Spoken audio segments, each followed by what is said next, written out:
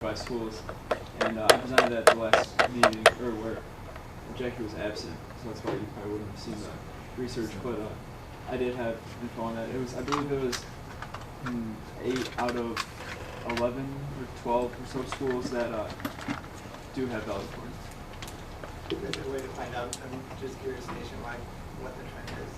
And then, do they give a, I mean, I just don't know, do they give a speech? Does the valedictorian give a, you know, it's not a big part of it, but do they actually give a, so they would have to be not, they would have to be picked before the graduation day because they would have to know. Typically, yes. Typically, I mean, beyond an achievement award, typically their only role is to be recognized at graduation, and they typically do so through a speech. I would say that many, and I can give you, I hesitate to give you actual quantitative data until I have actual quantitative data in hand, but I would tell you it is likelier that like districts or very elite districts surrounding us have gone away from it. That has been majority rule in the past 10 years or so. And there's a lot of reasons. Jay spoke to some of them. There's also a domino effect of course offerings and how children then elect course offerings, and a long-standing domino effect in a high school of that as well. So, you know, there are, you know, to Mr. Kilroy's end, there are options, and similar to our technology date that we have on the 27th, I mean, I would think that Jay and I could wrap our heads around it and give you some options and some national data as well, and likewise with local data for you to make an informed decision as you think through it. Thank you. Thank you. All right, nothing else. So the next one we had, you mentioned legal services. Do you want to have a discussion on that? I wanted to ask Mr. Bylaw, who's paying you tonight? Board of Education. Board of Education is. And Mr. Kilroy, what I wanted to ask is, does the Board of Education have a fund from which we voted on, from which we are paying Mr. Bylaw?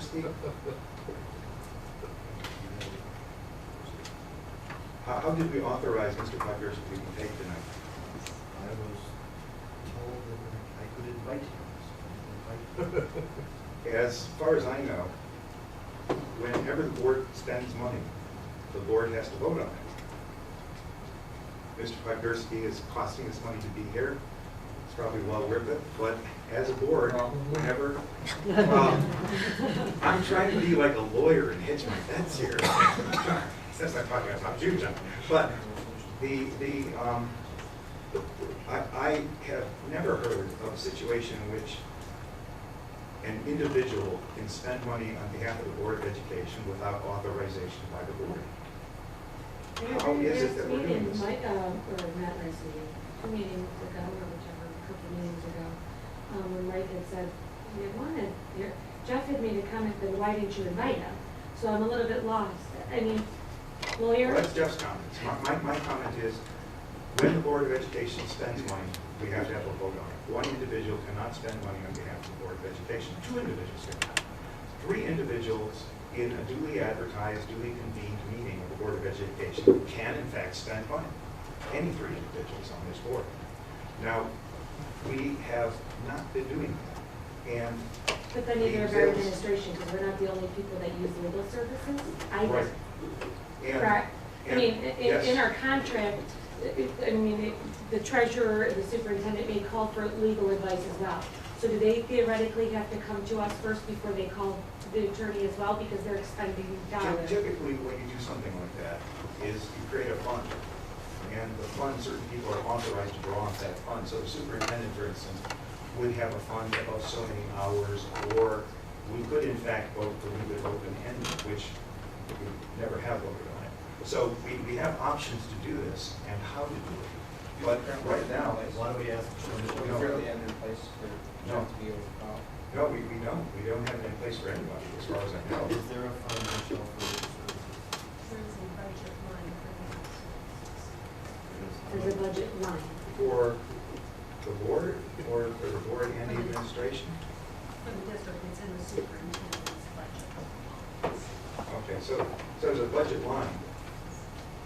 And to spend money out of a budget, we have to have a resolution, right, from the board to spend that money. We have a purchase order. Okay, we need a purchase order? Is John, that can the way I it ask comes you, to you? what do our policies say? Hold on one second. So, Mr. Wagnerski, has Mr. Potowski ever called you to talk about legal questions? If I can make a suggestion, I've served as the pleasure of this Board of Education's legal counsel for about 20 years. I've finally celebrated my 20th anniversary as the legal counsel of Jordan. During that tenure, I've had about 23 board members, 5 superintendents, and 6 treasurers. I'm confident that the 7 of you have figured out the appropriate way to use legal services. Thank you. Last question. Mr. Potowski ever called you and asked you a question? Yes. Thank you. I don't recall the board authorizing it, just as a function of. That is absolutely correct. I called him once, and yes, and that is something I felt uncomfortable with, which is why I haven't called Mr. Puglerski more. I would love to have the kind of chats you have with him, Michael. And our bills have run up considerably. But Ben, you also, at our last meeting, and I thought we had understood that you had presented a proposal Yes. about legal services. And when I said we would discuss it at retreat, you were sufficed with that. If you were I not was. sufficed, so is that something that we're Something still has changed, discussing at the and- retreat? Oh, I would be glad to discuss it at the retreat. What has changed is, evidently, Mike, I can see having some leeway because when we have our organizational meeting, we might want Mr. Puglerski there. And you can almost take it for granted. But it looks like, I'm assuming you're gonna have Mr. Puglerski there, or what? I mean, because we have to really control our legal expenses, and we can't just do it at the height of one member of the board. If I make a motion right now that the board approve Potowski at the discretion of the president to come to meetings, whatever he wants, I think it's important. That's my motion. To the president, if someone wants to call me and ask me, we'll go that way. That's the motion. Is there a second? Then we can do I that. think about how we do this for a second. You have to second the motion to discuss it. Okay, I would like to, but I want to make a, I'll second it, and then we'll see if we can now Is there any add some discussion? verbiage. Any Add some discussion? verbiage.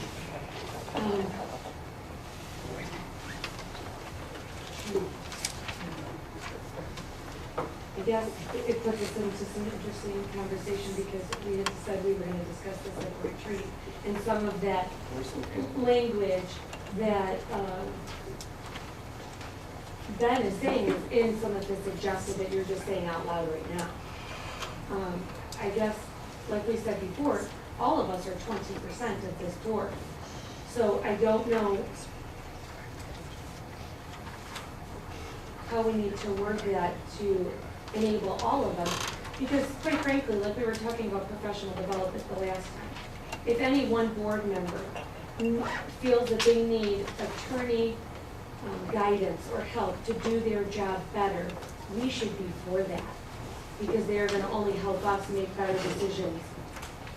I've been told I'm not a lawyer. I've been told I'm not even an educator. So if I can use our attorney to better the job that I do and make better decision-making for the betterment of everybody in the district, so I'm a little bit hesitant with the verbiage. I mean, I Right think now, all the of motion- us, Right now, the motion is just to have our council be able to come to our meetings. based on your discretion. And I think. So what if another board member felt that and you didn't feel, Yeah, but James, we could discuss that at the retreat, however you use the services. so this is just for now until the retreat? If the president's feeling comfortable with having him here as we're making voting and learning how to vote and for me, and maybe for Tom as well, to learn the parliamentary procedure and how it works. I think it's a plus. And I think it's important to kind of note that we are new and we are trying to make sure that we're doing things correct. And I think it's probably a fair statement to not necessarily everybody out here wants this new board to succeed possibly. It's the very first time that we've, in my 6 years, filmed every aspect of it. But as I said, I don't necessarily believe that our best interests are in everybody's hearts. So I think it's important that we do our job well and do it right. And for these first few meetings, whatever it is, until we get doing it properly, that our counselor should at least be here for as much of the meeting as we need. So it's not your intention to have them tear it everything? Correct. I believe it's, Go ahead. I mean, just part of, I think the learning process, I think, having his opinion could streamline some of the comments. And I think being a new member, it seems to me like it's helpful. Unfortunately, I've also heard in the community that the new board is going to ruin the school district. Been said to me a couple of times. So having somebody here who's going to help us so we don't ruin the school district, that's not our intention, but unfortunately, people like to say things in the community. So having somebody here who can help us do our job, you know, we're not here, we want this for the kids, the school district. And, you know, I think especially being new, not knowing a lot of the rules and regulations, I think it can be helpful. Would I recommend it all year long? You know, I would want to know how much it costs and what the budget is, what the expenses. The issue is not whether we have Mr. Putkersky here. Everyone, I think, agrees that his advice is valuable. The question is, how do we get him here? So, as a board, we have to find a way that we create a structure because we're spending the public's money.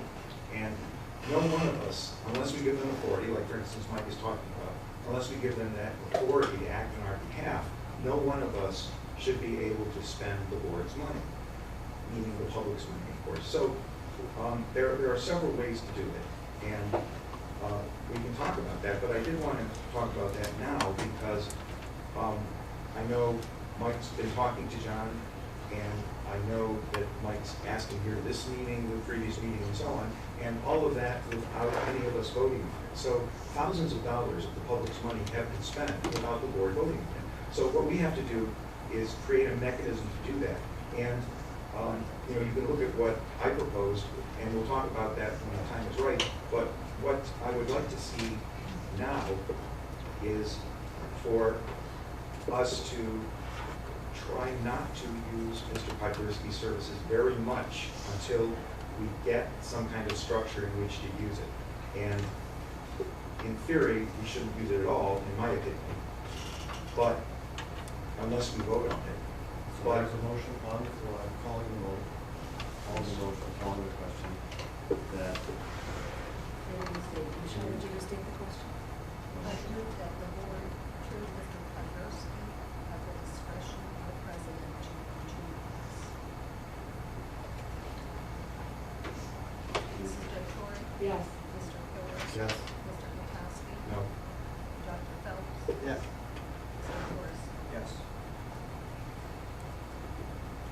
The next subject that we had for discussion is a letter of appreciation that I would like to write to Mr. Gabrielson. And many years ago, he is a business person. I believe he's got an accounting background, and he was the very first person to take a look at some of our 5-year forecasts and really help through asking questions and quoting.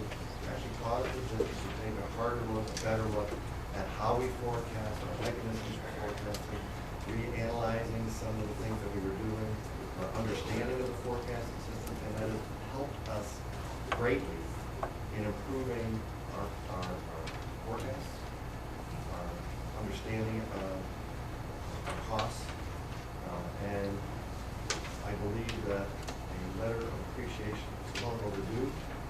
And I would like the board to authorize me to, on behalf of the board, thank Mr. Gabrielson for his efforts, focus, and help in getting the district to analyze the forecast better, which took us from, at the time, an estimated $11 million in the red to $5 million at the time, and then 5-year forecast in the black. So,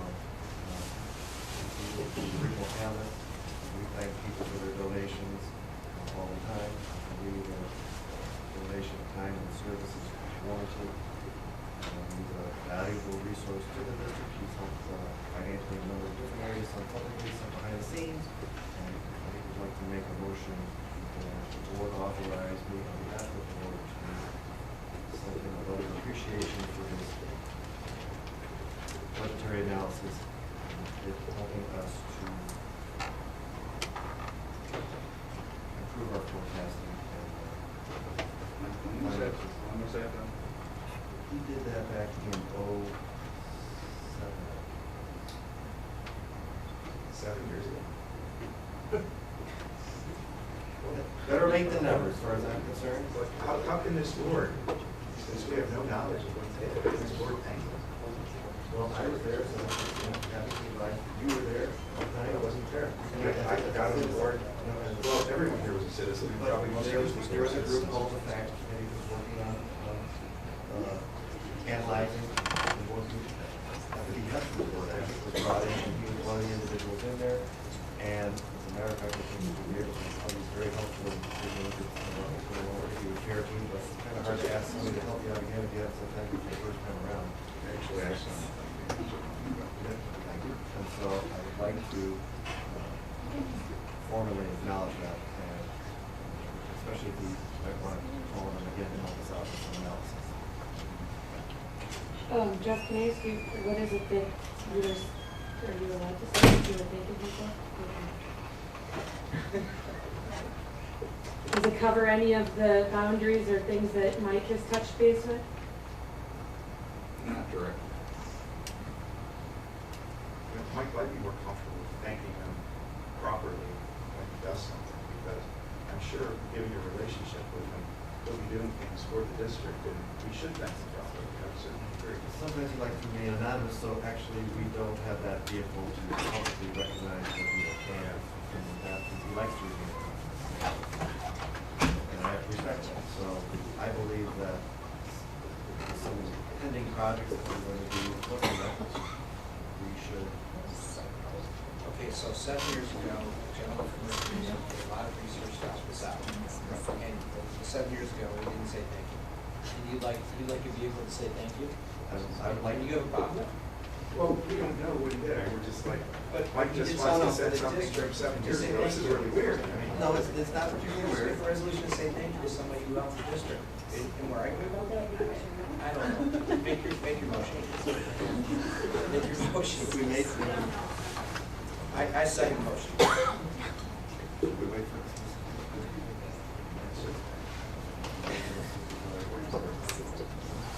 Yeah, I'm just thinking to myself, someone has done something for the district that ultimately helped us make decisions. We should, if you feel strong enough to say thank you. I would just throw out there's probably a lot of people who have done things over the last 7 or 8 Then years. let's thank them all, line up. You open yourself up for gratitude? I'm sorry, I don't think that's a bad thing. But if you don't give gratitude to people who have done something, 7 years ago, when no one on this board was on the board, Sure. do you run the risk of offending people who feel that they've done something as well? Not questioning at all that properly timed appreciation needs to happen. Sure. But sometimes there's a way out of the toothpaste is out of the tube. Of course, it's not water. So Michelle, would you call the roll, please? No? You waited. Call the roll, please. Oh, figures. Did I miss anything? Okay. No, it took 7 years to say thank you. I'm going to the restaurant, I don't think it would really matter that much. Bummer. You leave it there for that. Thank you. Want us to come back? I don't know if they're allowed to. You want to do that? We have to go with any particular word? Mr. Kilmer? Yes. Mr. Potowski? No. Dr. Phelps? Yeah. Mr. Morrison? Yes. Mrs. Jeffrey? I'm just here for a moment to regain my thoughts.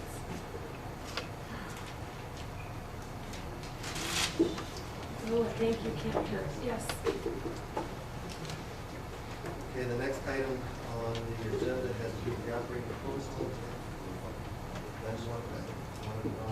Yeah, we're going to review that, and either, I guess we were going to review that with us, or was that the original intent? Because you ran short on time. You said you wanted to back on it, but Yeah, yeah. Well, because the reason I want it back on is because you skipped over it in interest of time, but the, once that agenda is approved, you can't skip over items. So I want to get it back on so that we can handle it.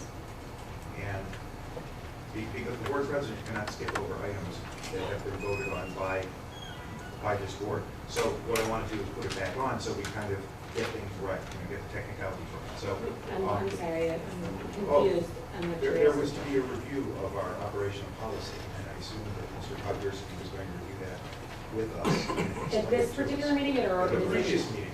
Yeah, Mike it- skipped over it in the interest of time, but you can't do I that. think that was my fault, so I mean, I'll take Oh, blame yeah, for well, no, it. it's not a matter Because of I blame. think that when it got to me as head of policy, I said, you know, since Yeah. our new board members haven't really had, Right. you know, able to send me comments or suggestions, would we be allowed to do it at our retreat? Yeah. Thinking nothing of it, that was And okay. I to didn't have the do time it. either, and then I realized that, Right. you know, we have an agenda that's been approved, so we have to, you know, we have to go by the agenda unless we take the vote to remove an item.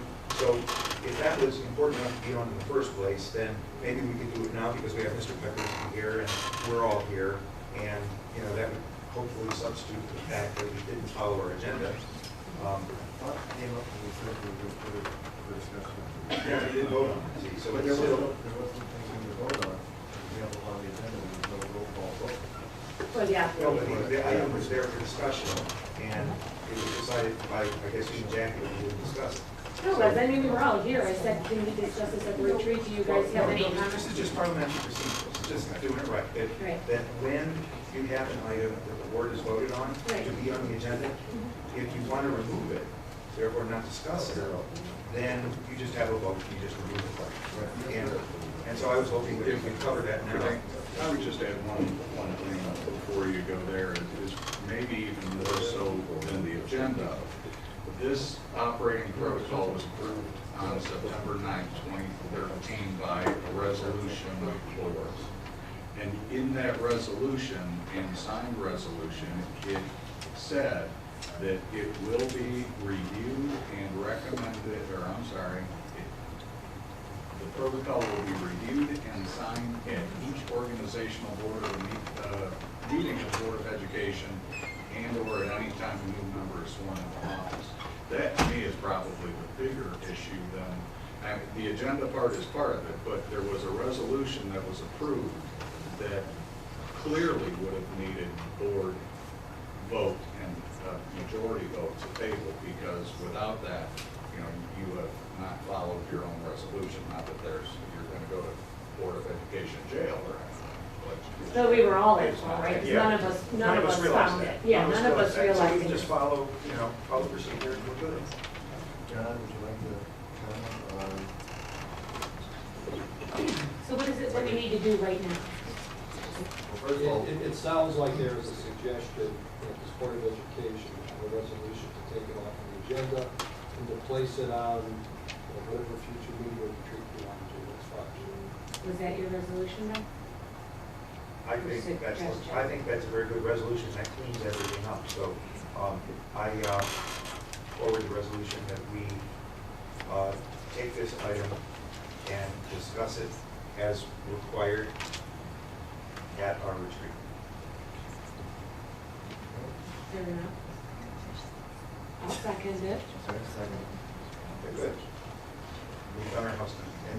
Thank you. Any more discussion on it? My only, Well, we can now discuss it in a second. my only discussion would be that it says, I mean, the first line is, says, we, the undersigned, having provided input and recommendations in this process, which I have not, as I was just wondering a week ago, provided input or recommendations in this process.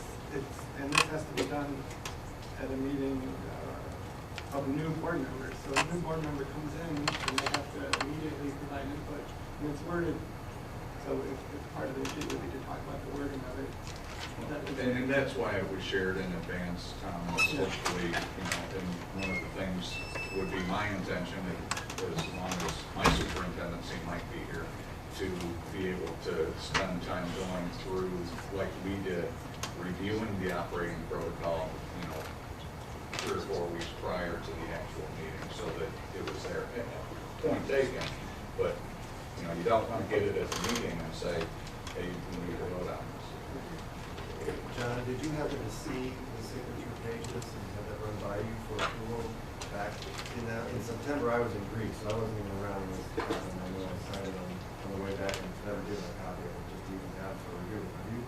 Yeah, I've certainly seen the protocol. In fact, I attended the meeting.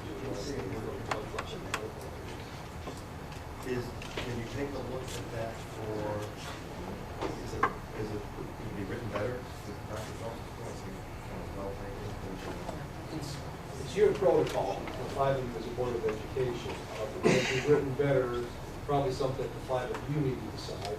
And then if Jeff, myself, and whoever's sitting in Michelle's desk can help facilitate how to wordsmith that, we'll start.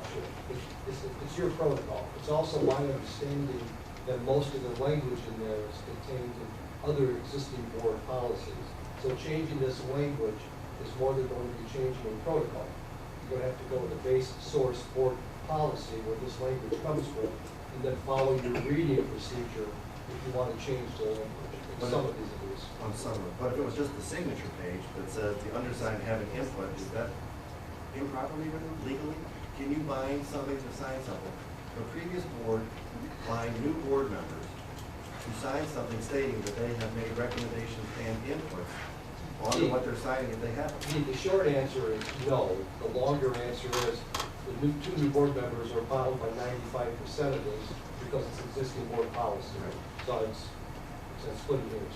So could you take a look at it though for us? Yeah. Thank you. So that takes care of our notes. Sorry. Hold on a second. Just in discussion. Jack, you were We spent about a year developing. Yeah. And so we there's a lot- also there's a lot of- included, I've sat with John a couple times to help us understand it, because again, sometimes what one person reads isn't the same that the next person reads it either. Right. So a lot of time and effort's been put into it. Maybe there's some tweaking, but there's been, okay. The other thing I would just add to answer that question, I think it's probably, at least in my mind, it was implied that when we put reviewed and signed, that would be the input part, that it wasn't just, here's what you have to do. There would be the discussion, and if something changed, again, not impacting existing bylaws or policies, it could be tweaked in this form and signed at that time. Gotcha. Which sort of streamlines. Okay. And you all set? We call the roll? Mrs. Victoria? What was the question? Clear more. To take the item. Oh, yes.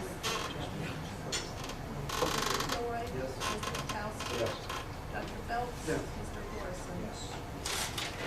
I believe, unless I'm missing any, those are all the items under the review.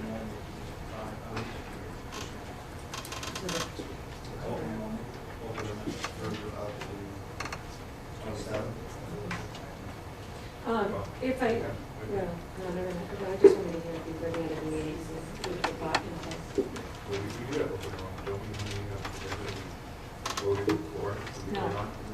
No. No, we don't do that? Okay.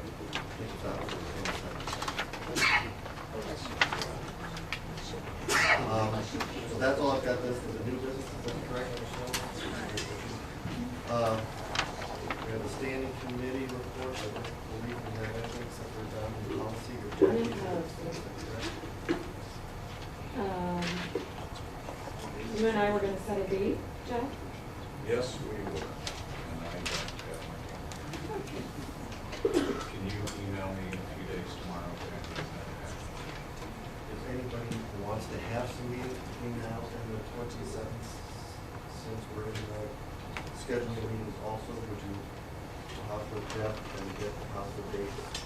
Everybody, so we have calendars just in case.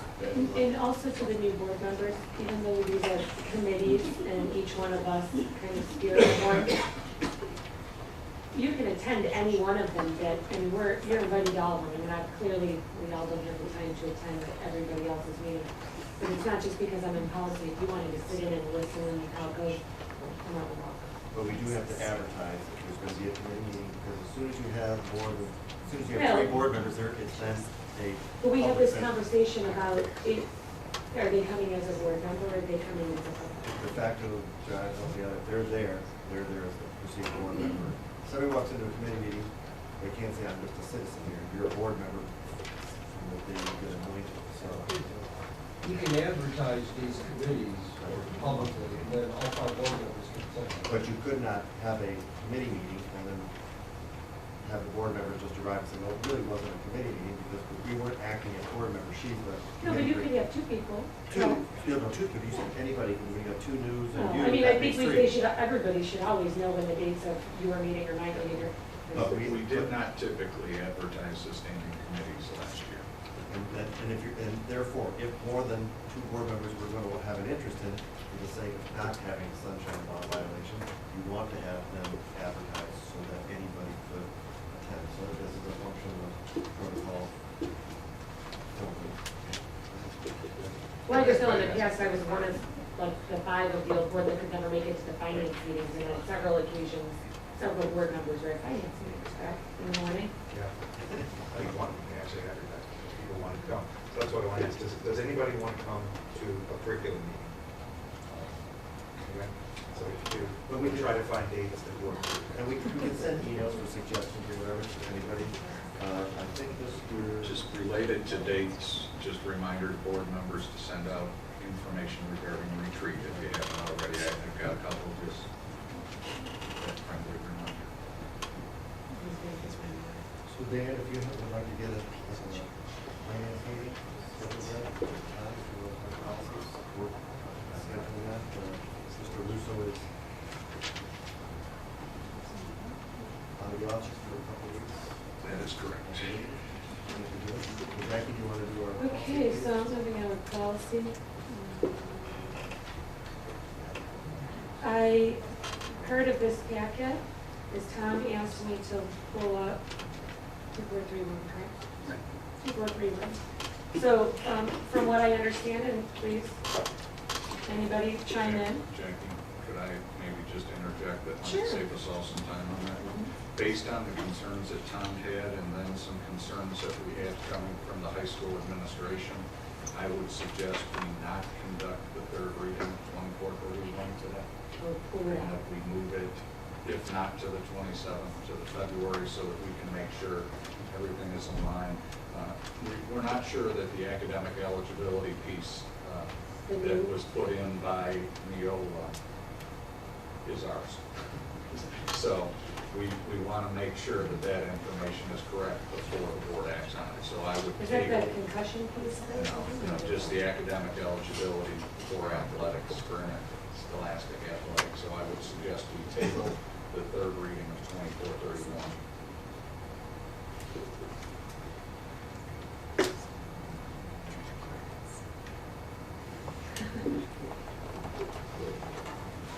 And then we can have discussion about. I need to table that first before we continue with the 3rd reading. Yeah, just whichever way. We just need a vote.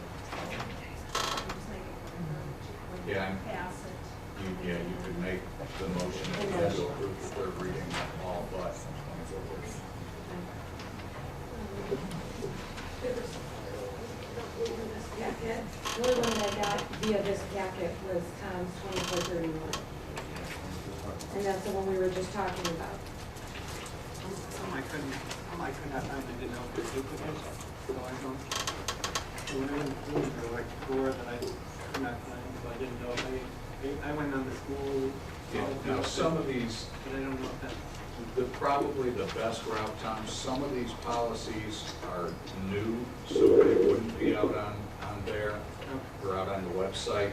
And this is a process for the new board members, but the packets, as you receive them, most of the time will have new information underlined. So new material would be underlined. Stuff that was taken out, obviously, would be a strike through. The other thing that you should have received is an overview and comments. And this is kind of a summary of each of the policies, and it will tell you it'll tell you if one is, if it's revised or new. It won't be yellow in what you get typically, but you should have, typically these are sent out with the first packet when it goes out the first time. And it will say, you know, for example here, 2431 is a revised policy. And I made some notes going through because I think this is some of your questions. I think one of your questions was related to 1630.01. Right. And that is a new policy. So when you looked online to see what was there before, there wasn't anything because it is a new policy being proposed for being read through the process. Is that because we weren't here the first policy reading? Because I don't remember. The first reading was done in December, but I thought I included the summary pack with those. That's generally how we do it. Yeah, there would be a copy of what it would look like. And then what it does is it goes through each one in some layman's terms, you know, that might tell you, like, this new policy reflects current state law. And the great thing about this is, I mean, even getting this, you still find that you have more questions. But like I said, when you're reading the policy, if it's not bold or stricken through, it's existing policy. So, but if it's bold or stricken through, that's a change or an add-on to something that's already existing. The other thing that I had was trying to tell you is at the bottom of a policy, you'll see revised code. That means that's state law that we have to implement. Or sometimes we get things that are just recommendations from Neola because certain instances have happened in our area, and based on the things that are happening around us, we might want to get on board with this because this is the trend that's happening. So they're not always state law, but you will know the difference if it provides at the bottom. Is that correct? So there are some things that, although I read them often and I go, oh, this is horrible. It's state law, so we're bound. You know, as horrible as it may be, we're bound. That's what, you know, legislators have come up with. There are certain things, like you'll see, where there's, and not, the thing that I don't like about Neola, they used to once upon a time show us in these packets which check marks we have. They no longer do that. So we may have 3 out of 4 of these check marks. Now when I sit down, I try to go through each policy myself and check them through because Neola doesn't do that anymore. They've kind of gotten lazy. But in a new policy where it's highlighted and there's option, there may be options sometimes, not always, but if there is options, that's something that the board would decide which one best fits us. But in this particular packet, we were consistent with the group of policies that had options. We sent those packets to our attorney to be consistent because they reflected 4 times over for superintendent to administration to staff. You know, sometimes the law is the same, but it has to be in each different category over and over. So reflect students, how it pertains to students, how it reflects to staff, how it, do you understand? So they did a really good job making sure that we were consistent with the same policy in 5 different categories. Correct. Becky, what do we need to do for the third reading? He just said we need to, Just hold on. I make a motion to accept the 3rd reading minus 2431. Second. Any more discussion? Michelle, can you call the roll, please? Mr. Katsowski. Yes. Dr. Phelps. Yes. Mr. Thorson. Mrs. Dotori. Yes. Mr. Pillar. Yes.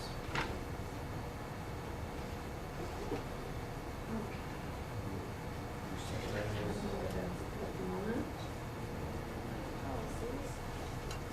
second reading on 0131.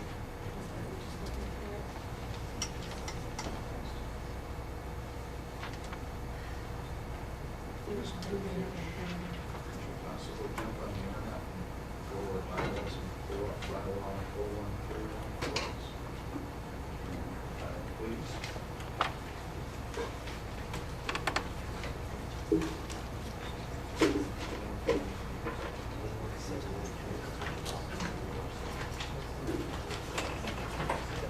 That's the bylaw that Mike distributed at the last meeting. We did the first reading, and this would be the second reading.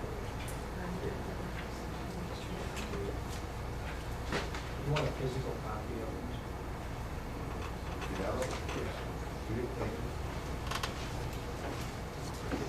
Oh, you know what? Yeah, it would still give us the existing policy, and because John, did you do strike through on that? or not? No, it's full. What is the number?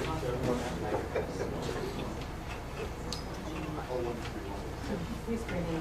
I knew that I had to make a staff policy. It comes up under 0130. Thank you. That's what we have, John. So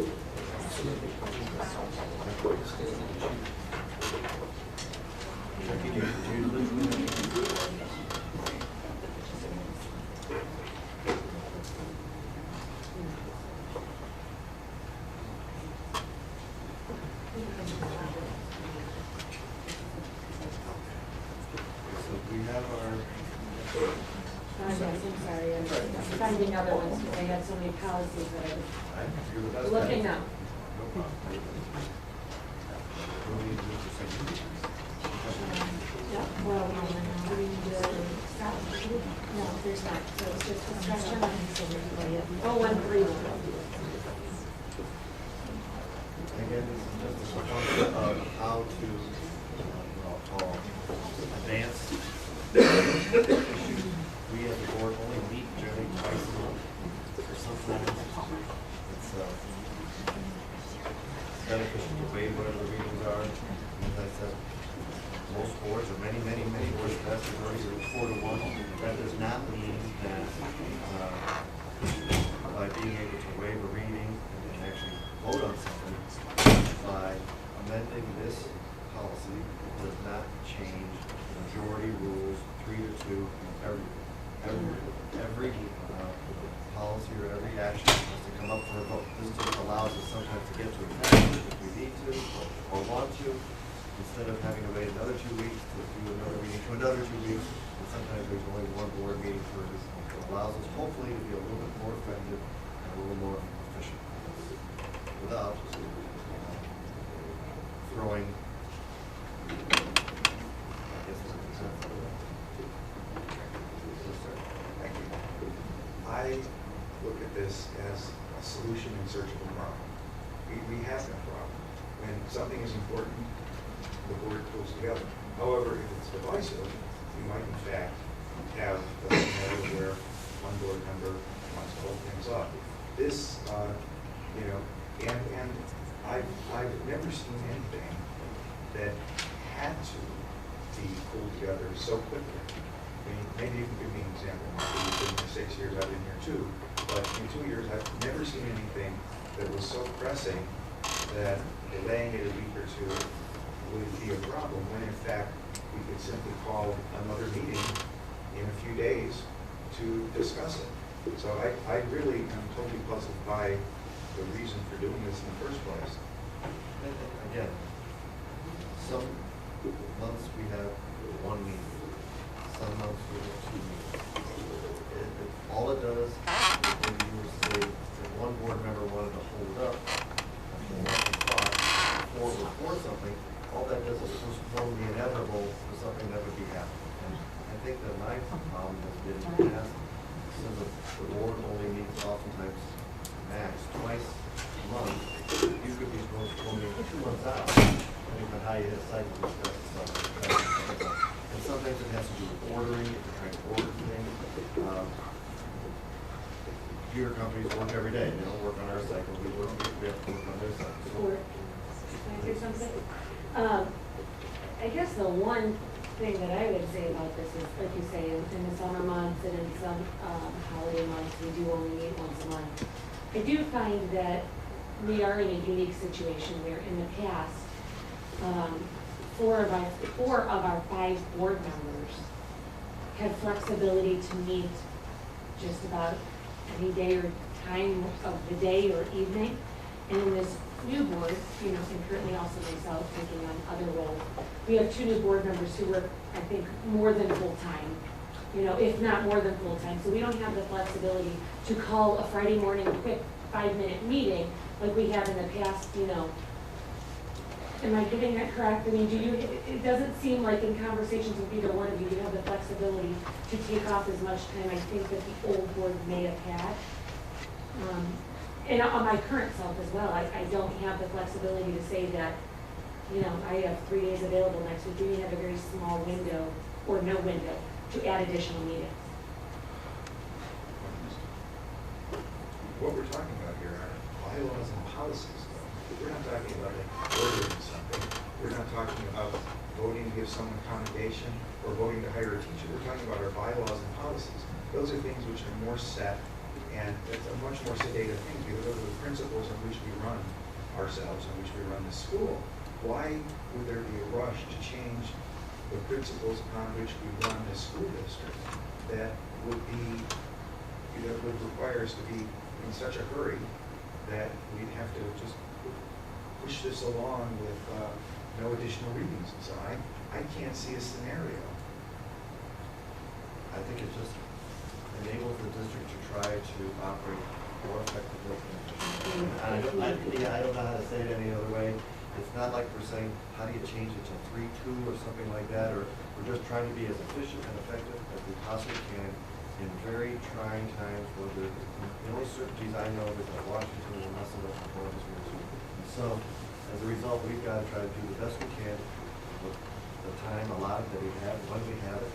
And this has been something where, in order to advance a reading, just to be able to then have a record of it, sometimes it just get out of whack, especially when you're leading towards the 7 months and trying to get stuff over the beginning of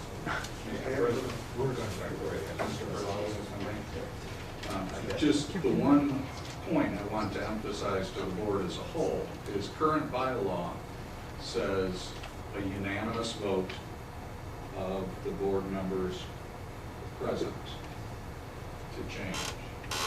This proposed bylaw requires 4.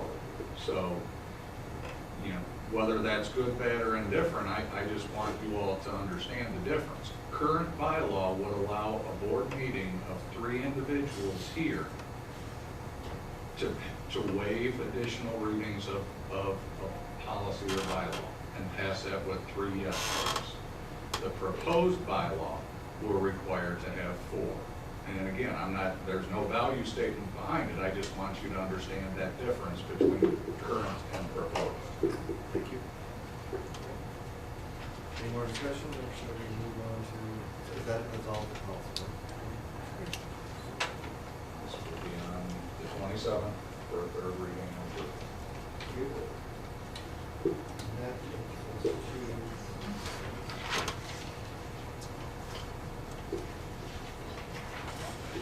is there anything else we need to put on that for the standing committees? So, informative reports, we have nothing in the slot right Mike, now. do you just want to explain why some of those things are here? We just try to have what's on the agenda. We may have informative reports from principals or whoever on various projects. It's just a spot. There was some discussion, should we have it on there if there's nothing there? And I said, please just put it on there. This reminds us that we have a spot. Sometimes we may end up having new business and no new business. It's just a slot to remind us an opportunity there. That's where we normally fit if we have special presentations from any of our. Next one is the superintendent's recommendation. Jeff, that's you. Just have a couple of personnel items that are in your attachments as S1. Item 2 there is just the OSBA annual membership, the Ohio School Board Association membership, which the board has done every year. We do have a couple of overnight trips to be approved, and I just want to spend a little bit of time clarifying, especially for the new board members. You have a varsity softball trip, which would be considered a school-sponsored trip, that they would be going over spring break to Myrtle Beach. The other is a non-school sponsored world language trip. So in effect, what this is a board-recognized non-school sponsored trip. So basically, we're saying we have nothing to do with it in a nutshell. That this is done by somebody outside of their job performance. There's no liability on the school by making it non-school sponsored. We are not taking liability for it. It is simply an individual conducting a group, these students, this group, has complied with the requirements of board policy that says they will not miss school time for it. Previously, they may have missed a day, the last day of school or something, but board policy says you can't miss school for a non-school sponsored trip.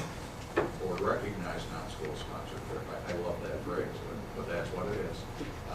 And then, so, you know, that's really just something that's a little bit different that you don't see all the time. But basically, we're saying you can do this, but it's all on your own, and there's policy requirements, procedural requirements that Mr. Bishop has been working with them on. The final item, without Mr. Russo here, I'm at a bit of a disadvantage, but this is to approve the bid advertisement for summer 2014 roofing projects, and that is in there as item S4.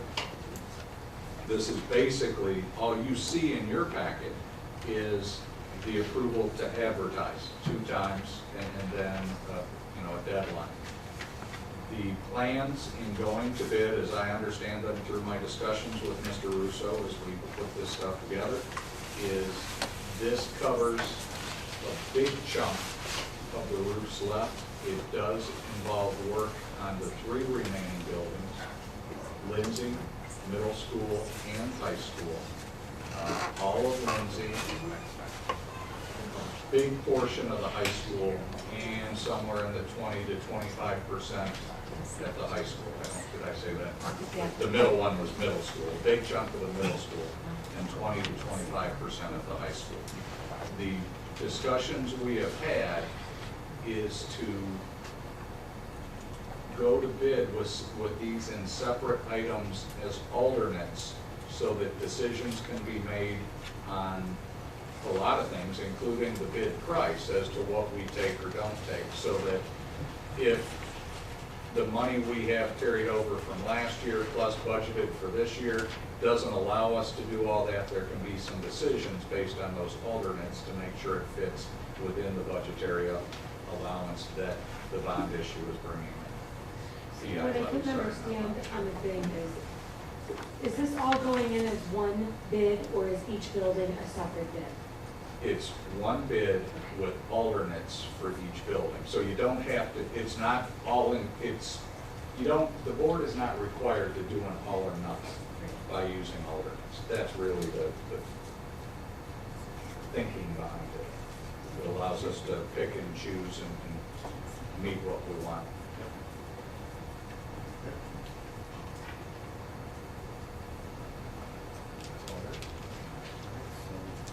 Make a motion to accept that as presented. Second.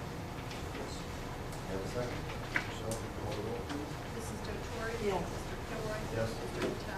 Yes. Dr. Phelps? Yes. Mr. Morrison? Yes. The announcement of the next board meeting is going to be at, The other.